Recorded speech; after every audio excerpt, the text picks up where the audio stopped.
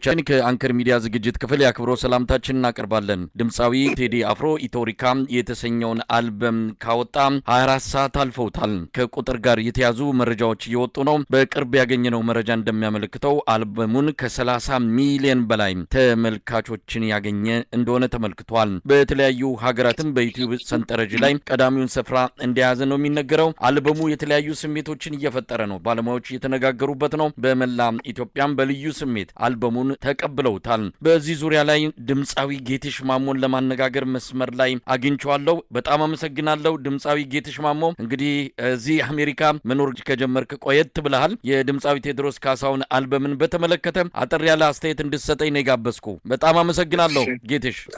እሺ በሳይኔም አመሰግናለሁ። ምናልባት ከቴዲ አፍሮ ጋር ቀጥታ በተገናኘ ጥያቄን ከማንሳቴ በፊት ምን ላይ ነው ያለው? ካንተም ሙዚቃዎች ነጠላ ዜማዎች ይጠበቃሉ። በአሁን ሰዓት ከሙዚቃ እንደራክ የሚያሳዩ መረጃዎች እየወጡ ነው። እንደው ባጭሩ መመለስ የምትችል ከሆነ። ያው እንግዲህ ያለሁት አሜሪካ ነገር ነው። አሜሪካ ነገር ላይ ስትኖር ደግሞ የግድ ስራ መስራት አለብህ። ከሙያ ሌላ የተሻለ ሌላ ነገር ደግሞ ስራ እየሰራው ነው። ሙዚቃ ያው ተፈጥሬበታለሁ። አሁን ቴዲ ባወጣው ኢቶሪካ አልበም ላይ በጣም ሰምቼዋለሁ ጊዜ ወስጄ። ማለት በቃ በደንብ ነው የተነፈስኩት።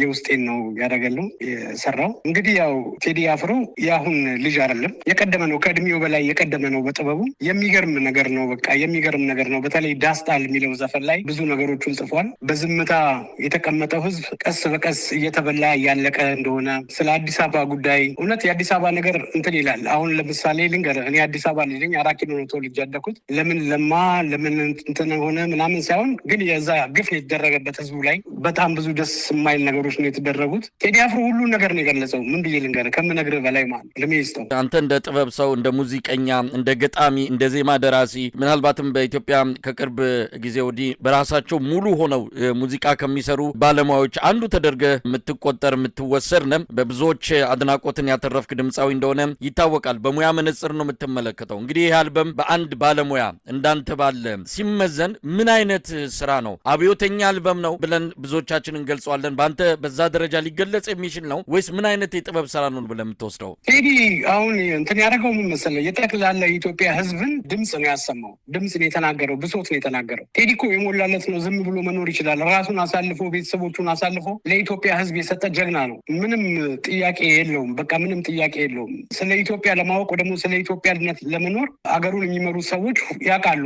ጎናቸው ብዙ ሰው አጥተው ነው የመጡት። ለምሳሌ ጠቅላይ ሚኒስትሩን ብታነሳ በጣም ብዙ ጓደኞቹን በአንድ ቀን በአንድ መድፍ 10 የሚሆኑትን ሰዎች ያጣው ማለት ነው። ይህን ስሜት ይዞ አድጎ በኢትዮጵያዊነት ስም አድጎ ገባ። ዛሬ ላይ ደግሞ አንዱን ለማስደሰት እየተባለ ያልታሰበ ከባድ ነገር ነው ህዝባችን ላይ ሀገራችን ላይ የደረሰው። በኢኮኖሚም ብትል ህዝቡ በጣም እየተቸገረ ነው። በጣም ከባድ ነገር ነው። ያን ሁሉ ድምፅ ነው የእኛን ድምፅ ነው የተነፈሰው ቴዲ። አልበሙ በጣም ምን የሚወጣለት አይደለም። በጣም ጎበዝ ነው።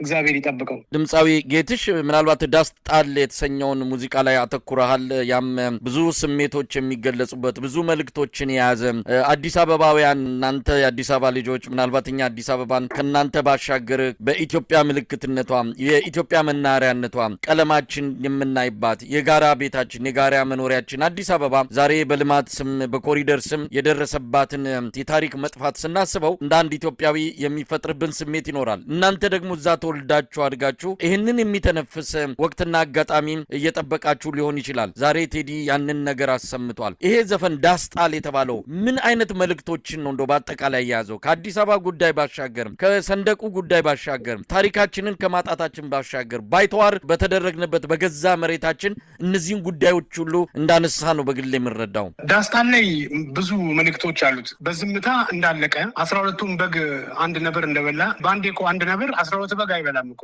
አንዷን እያያዘ ነው የሚጨርሳቸው ማለት ነው። እና ዝምታው ያመጣው ነገር ነው። ዳስ የሚጣለው ለሁለት ነገር ነው። አንድ ለሀዘን ነው፣ ሁለተኛ ነገር ነው ለደስታ ነው። ድሮ እኮ እኛ አዲስ አበባ ላይ ዳስ ተደርጎ እኮ ሰርግ ይደረጋል። ስለዚህ ዳስጣል ማለት አንድ የምታዝንበት ነው። ሁለተኛ ነገር ደግሞ ይህን ነገር ተሻግረህ ወጥተህ አገር ላይ ደስታ ጊዜን የምታሳልፍበት ዳስጣል ነው እንጂ ቁጭ ብለህ አልቀስ አይደለም፣ ዝም ብለህ አትሙት ነው። ህዝቡ ዝም ነው ያለው። ሁልጊዜ ይሞከራል ዝም ነው ያለው። ማለት ችግሩ ኑሮ እየባሰ መጣ፣ ሰው ተጎዳ፣ ከአቅም በላይ ሆነ። ብዙ ነገር የሚጠሩ ቁጥሮች ራሱ አዲስ አበባ ላይ ኢትዮጵያ ላይ እኛ ብዙ ጓደኞች አሉን፣ ብዙ የምናውቃቸው ቤተሰቦች አሉን እና በጣም ከብዷቸዋል። ይሄ ነገር የሆነው በስርዓቱ ምክንያት ነው። ለነፍስ ቢሆን አተሳሳ ነው ለአንድ ነፍሴ ብሏል እኮ እሱ። ከፈለጋችሁ ግደሉኝ ማለት ነው። እኔ ዝም አይደለም ነው። ከሀገር ወዳድ ከአንድ ጥበበኛ የሚጠበቅ ባህሪ ነው። ቴዎድሮስ ካሳሁን ዛሬ ብቻ አይደለም ስለ ኢትዮጵያ ሁል ጊዜ ቀኝ እጅ ነው። ይሄኛው ዘፈን በጣም ብዙ ነገር አለው፣ ብዙ ነገር አለው። ከዚህ በፊት ይቅር እንባባል ምናምን የሚል ነገር ነው የሚለው። በሰንደቋን ከፍ እናድርግ ምናምን ነው። ቢያንስ በይቅርታ የሚሸነፍ ነገር አለ ማለት ነው። ዛሬ ግን ሀገር ሞታለች እያለ ነው። በዝምታችን ሀገራችን እየፈረሰች ነው። በዝምታችን በየማይሆን ነገር ውስጥ ሀገራችን እየገባች ነው። ዝምታ አይበጅም እያለ ነው እና በጣም ከባድ ነገር ነው። እኔ በጣም ለሱ ያለኝ ክብር ትልቅ ነው። እንደው ድምፃዊ ጌትሽ በቅርበት ትተዋወቃላችሁ ከቴዲ አፍሮ ጋር። ሰሞኑንም በተለይ በብልጽግና መንደር አካባቢ በሰፊው እንደ አንድ ጉዳይ አድርገው ሲያነሱት ነበር። ገበያውን ፍለጋ ነው፣ ከገበያ አንጻር የሚታይ ነው ብለው ሊያቃልሉት ሊያሳንሱት ይሞክሩ አሉ። እንደው በቅርበት የምታውቀው ከሆነ ቴዲ አፍሮ እንዲህ አይነት አጋጣሚዎችን ጠብቆ የሚያወጣው ገበያ ፍለጋ ተደማጭ ለመሆን የህዝብ ተወዳጅነትን ለማትረፍ ወይስ በትክክል የሚያምንበትን ነው? እሱ እኮ ብሎሃል እኮ ዘፈኑ ላይም ብሏል እኮ እስከ ዛሬ ዝም ያልኩት ያልፋል ይሻሻላል ብዬ ነው። ለካ በዝምታ ዝም ብዬ ማለቅም አለ እያለ ነው እኮ ቴዲ አፍሮ። እንደዚህ ገበያ ገንዘብ ምናምን አይደለም። ኦልሬዲ እኮ ገንዘብ አለው እሱ። ምንም ችግር የለበትም፣ የገንዘብ ችግር የለበትም። ባለው ነገር መኖር ይችላል ከቤተሰቦቹ ጋር። በዛ ላይ ደግሞ ጥሩ ጭንቅላት ያለው ልጅ ነው። ብዙ አይዲያዎች ልክ እንደ ዘፈኑም ሌላም ነገር ክሬት ማድረግ ይችላል። እንደዚህ የሚሉት ራሳቸው ለገንዘብ የኖሩ ለሆዳቸው የኖሩ ሆዳደሮች ናቸው። ሲጀመር ምን ሰው አለ አሁን? ምንም ሰው አለ እዚህ ይሄ መንግስት ምን ሰው አለው ሲጀመር? ካሙዙን ምክር ቤት ታስገባ ከሆነ እኮ አለቀ። አይ እንግዲህ ፖለቲካ ላይ ገብቷል። ፖለቲካ ላይ የገባ ሰው ያው ሊተችም ነው። ፖለቲከኛ ከሆንክ ወስነ አምነበት የገባኸው ነው። እንዲህ አይነት ትችትን ጨምሮ ሌሎች ነገሮችን ትቀበላለህ። ካሙዙ ምርጫው አድርጎ ብልጽግና ሆኗል። ብልጽግና መሆን ብቻ ሳይሆን የፊት ግንባር ሆኖ ሌሎችን እንዲያሸማቀቅ በሌሎች ላይ ዘለፋዎች እንዲያቀርብ በአገዛዙ ተልኮ ተሰጥቶት የወጣ ስለመሆኑ ምንም ጥርጥር የለውም። ካሙዙ ሲጀመር እንደዚህ ሰውን የማሸማቀቅ አይምሮ ምናምን ያለው ልጅ አይደለም፣ ሌላ ልጅ ነው። ካሙዙ የተፈለገበት ብቻ ምክንያት የደቡብ ወጣቶችን ወታደር ለማድረግ ነው። ሌላ ነገር አይደለም። ምንም ሌላ ነገር አይደለም እኮ ኦልሬዲ እኮ እንደዛ ነው እኮ እንጂ ካሙዙ እንደዚህ ሰውም ለማሸማቀቅ በል እያሉት ነው እንጂ ካሙዙ ምንም እንደዚህ አይነት ነገር ውስጥ ካሙዙ ለእኔ በጣም ወንድሜ ነው፣ ጓደኛዬ ነው። ግን ከሀገር አይበልጥም፣ ከልጅ አይበልጥም፣ ከቤተሰብ አይበልጥም። ለእኔ ቤተሰብ ዛሬ የሰው ሀገር ላይ ስኖር ምን እንደሚሰማኝ እኔ የማውቀው። ካሙዙም እንደዚህ አይደለም። በቃ ምን የሰውየው ሰው ማውጣት ነው። ሰው በቃ ማጣት ሰው ሁሉ። እኔ ደስ ያለኝ የቴዲ አፍሮ ዘፈን በይበልጥ ካስተላለፈው ነገር ሚሳኤል አይደለም የሚተኩሰው ምናምን ይላሉ። ሚሳኤል ይለቅ ነው ምናምን ይላሉ። ለእኔ ሚሳኤል ነው። ቢያንስ ከብልጽግና ጋር የኢትዮጵያ ሕዝብ እንዳልሆነ ያሳየ ዘፈን ነው። የራሱ የዚህ አገዛዙ ደጋፊዎች ናቸው እኮ ኦልሬዲ ፕሮሞት እያደረጉት ያሉት። ግን በነገራችን ላይ ዳስጣል እያለን ደግሞ ብለን ስንነሳ መዘናጋት የለብንም። ከጀርባም ራሳቸው ፕሮሞት አድርገው ምናልባት እንግዲህ ሀገር ውስጥ ደግሞ የሆነ ቦታ ሄደው በድሮን ሰው ለማጥፋት ይሆናል ሀሳባችንን እዚህ ላይ ስናደርግ ሰው ሲል ብቻ ሁሉም የራሱ እንዳስ በደንብ ይጠብቅ። እንደው ጌትሽ አንተን አግኝተው በቀላሉ መላቀቅ ያለ አይመስለኝም። ዳስጣል ላይ እኔ በግሌ እንግዲህ እንደ አንድ ተደራሲ እንደ አንድ የሙዚቃ አፍቃሪ በተለይ ከቅርብ ጊዜ ወዲህ ከሀገር ጋር የተያዙ ሙዚቃዎችን በጣም ነው የምከታተለውና ማዳምጠው። በአንተ ሙዚቃዎችም በሚገባ እንድመሰጥ ያደረገኝ እንዲህ አይነት ጉዳዮችን ታነሳለህ። ያንተን 2-3 ነጠላ ዜማዎችን መጥቀስ እችላለሁ። የህዝብ ሮሮ፣ የህዝብ ስሜት በሚገባ ነው የምታቀነቅነው። ራስህ ገጥመህ ራስህ ዜማውን ሰርተህ በራስህ ወጪ ብዙ ነገሮችን አድርገህ ነው። ይህንንም በዚህ አጋጣሚ ምስጋናም ለአንተ ማቅረብ የሚገባ ጉዳይ ነው።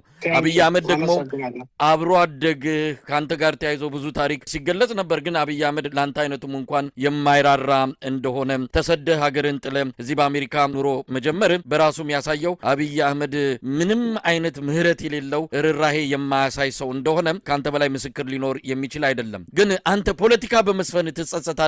ዘፈንከው ፖለቲካ እንደሆነ መቼም አሁን ላይ የምታስተባብለው አይደለም። ግን የኪነ ጥበብ ሰዎች አርቲስቶች ከፖለቲካ መራቅ አለባቸው። እሱም በአንድ ወቅት ላይ ብሎታል አብይ አህመድ። ፖለቲካ በመስፈንና ለዚህ በመብቃት ትጸጸታለህ ወይ? አልጸጸትም። እኔ የፈለገ ነገር ችግር ቢገጥመኝ ወንድ ልጅ ነኝ። ለቤተሰቤ አላንስም። እየሰራው ነው። የሚገርመው አሁን እዚህ ሪችመንድ የሚባል ሀገር ነው ያለሁት። ሜሪ ትራንስፖርት ነው የምሰራው። በደህና ጊዜ ለሽርሽር የለመድኩት ሹፌርነት ዛሬ እንጀራ ሆኖኛል። እየሰራው ነው ማለት ኢትዮጵያ የምትል ዘፋኝ ስትሆንም ባይዘዌ ብዙ ትገፋለህ። ግን እኔ የምነግርህ ነገር ማን ነው መቼም አልጸጸትም። የሚጸጽተኝ እኔ እንደውም ማን ነው አብይ አህመድን ማወቄ ነው የሚጸጽተኝ። የኔ ስም ከዚህ ሰውዬ ጋር መጠራቱ ነው የሚጸጽተኝ። ንገረኝ ካልከኝ ማለት እኔ የሚጸጽተኝ እሱም በማወቄ እግዚአብሔር እና እኔ እሱን ያገናኘን ቀን ነው በጣም የሚጸጽተኝ። ባይሆን ደስ የሚለኝ ምክንያቱም እንደዚህ ጨካኝ አንዳንድ ጊዜ እኮ የምትችለው የምትችለው መስሎ የሆነ ነገር ትሞክራለህ። ካልቻልክ እኮ በስነ ስርዓት ልክ እንደ ኃይለማርያም ደሳለኝ እኮ በቃኝም እኮ ማለት ጉብዝና ነው። አስበው እሱ ከመጣ ስንት ሰው እንዳለቀ። ምንም ወደኋላ የሚባል ነገር አይደለም። በስራዬ ደግሞ እመለሳለሁ ከእግዚአብሔር ጋር። በእውነት በጉጉት ነው የምንጠብቀው። ምክንያቱም ስለ ሀገር ስለ ወገን የሚቆረቆሩ ድምፃውያን ድምፃቸው እያነሰ ቁጥራቸው እያነሰ ነው ያለው። አገሪቱ በእንደዚህ አይነት በብዙ ቀውሶች ነፍሷ ሲጥ ተደርጎ በተያዘበት ወቅት ላይ ይህንን ነገር መንካት ኮረንቲንና ፖለቲካን በሩቁ ነው እያሉ የጥበብ ሰዎች በሞሉበት በመንግስት ድግስ ላይ በመንግስት በኩል ክብርና ሞገስ ለማግኘት የሚሽቀዳደሙ የጥበብ ሰዎች በበረከቱበት ሀገር